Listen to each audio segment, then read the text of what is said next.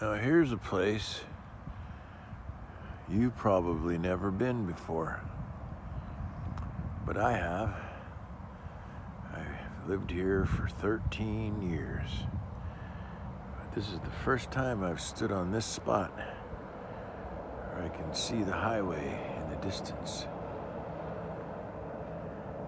and the frozen waves upon the lake and the hot sun beating down on 6 inches of ice in 13-degree weather here in the beautiful North Shore of Soap Lake, Washington, where it's so quiet.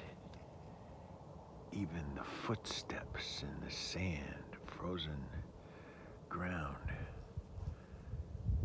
echo the sounds of birds, big, giant, monstrous, prehistoric birds.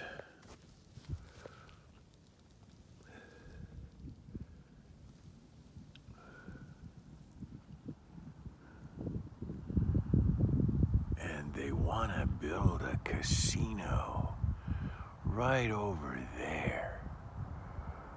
Oh my. Boy, my hand's getting frozen here. Oh. That's your 2-minute tour